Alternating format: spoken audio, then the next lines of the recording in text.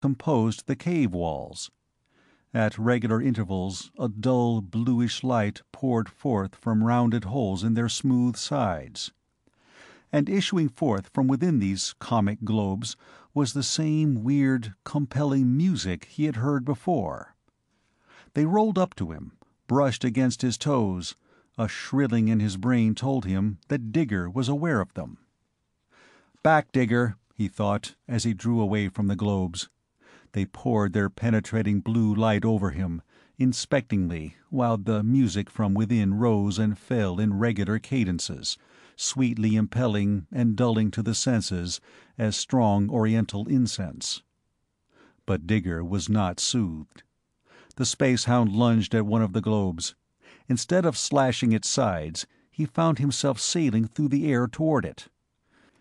Nat received impressions of irritation combined with astonishment. Within the globes, the music rose to a furious whine, while one of the things shot forth long tentacles from the holes in its side.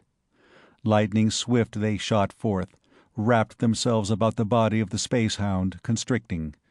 Digger writhed vainly, his claws powerless to tear at the whip-like tentacles.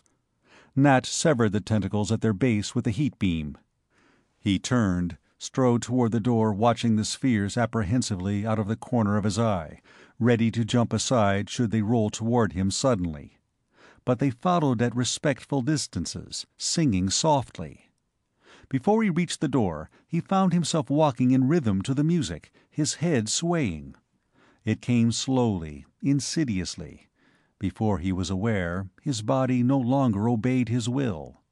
Muscles refused to move other than in coordination with the music.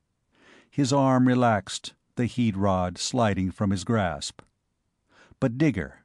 The space hound sent out a barrage of vibrations that fairly rocked his brain out of his skull. Simultaneously, the beast attacked the nearest globes, tearing fiercely at them.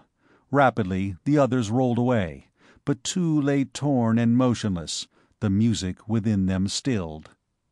Nat reached down, retrieved the heat rod. "I think we better look for a squeaker. Next time, they might get you, Digger." They returned to the room of the spaceships, seeking one of the small, portable radio amplifiers used for searching out radium. It was known as a squeaker because of the constant din it made while in use. The noise would cease only when radium was within 100 feet of the mechanism. He found one after searching a few of the smaller ships. With the portable radio strapped to his back, power switched on, he started again down the main tunnel. The globes set up their seductive rhythms as before, but he could not hear them above the discord of his squeaker. Failing to lure him as before, they sought to force him in the direction they desired him to go by darting at him suddenly, lashing him with their tentacles. But it was a simple thing to elude them. Still remained the question, why could they want to lure him into that stinking pool of acid? He flashed a beam of heat at the nearest of the annoying globes. Under the released energy it glowed, yet did not melt. But the tentacles sheared off, and the blue lights faded. The flow of music changed to shrill whines, as of pain, and its rolling ceased. The others drew back. He turned down another tunnel.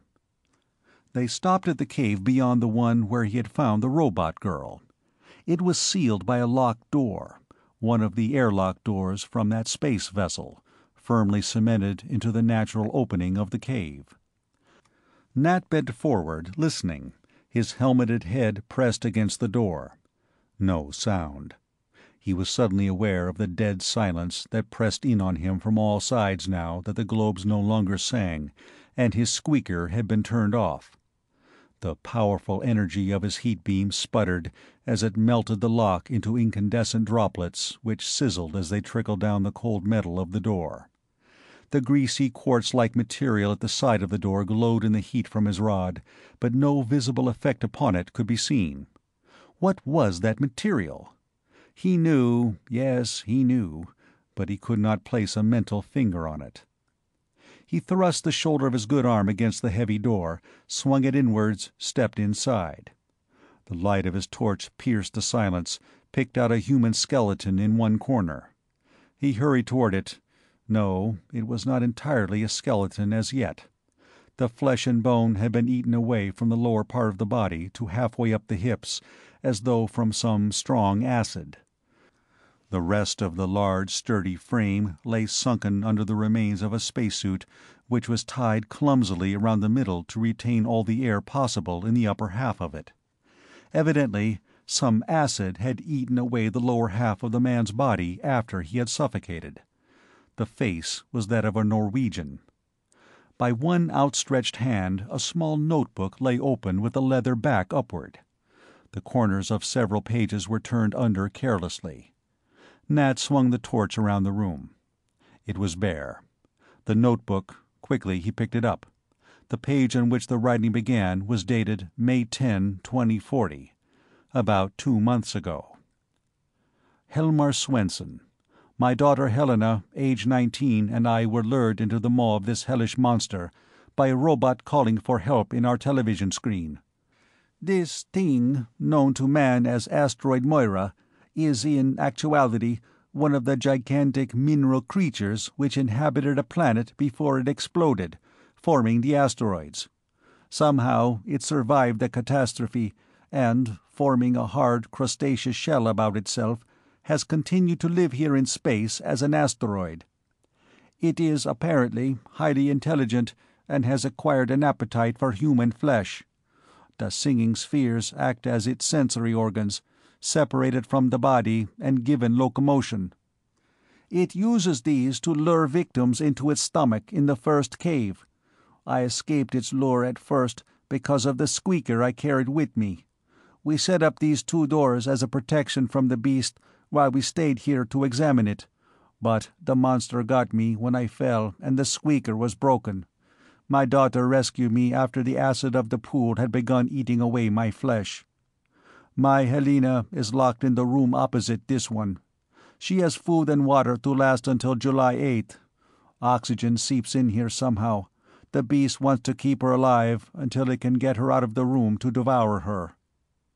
Here the writing became more cramped and difficult to read. I have put the key in my mouth to prevent the spheres from opening the door should they force their way into this room. Someone must come to save my Helena. I can't breathe. The writing ended in a long scrawl angling off the page. The pencil lay some distance from the body. July 8th. But that had been almost a week ago. He unscrewed the man's helmet, tried to pry the jaws open. They would not move. The airless void surrounding the tiny planetoid had frozen the body until now it was as solid as the quartz cave walls. But there was but one thing to do. The other door must be melted down. He leaped halfway across the room toward the door in the opposite wall. Could it be possible that he was in time? Anxiously, he flung a bolt of energy from his heat rod toward the lock, holding a flashlight under the other stump of an arm. The molten metal flowed to the floor like a rivulet of lava. The door, hanging off balance, screeched open. Air swooshed past him in its sudden escape from the room. He squeezed himself through, peered carefully about to see a slim spacesuit start to crumple forward in a corner. The girl was alive. He started toward her.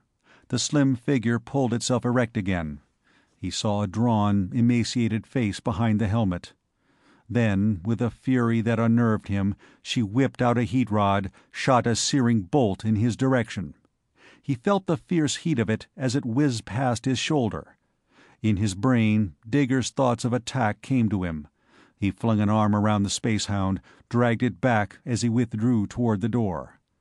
The girl continued to fire bolt after bolt straight ahead, her eyes wide and staring. They made the door, waited outside while the firing within continued. When at last it was still within, he peered around the corner of the room. She lay in a crumpled heap in the corner. Quietly, he re-entered, picked her up awkwardly. Through the thin, resistant folds of the spacesuit, he could feel the warmth of her, but could not tell whether the heart still beat or not.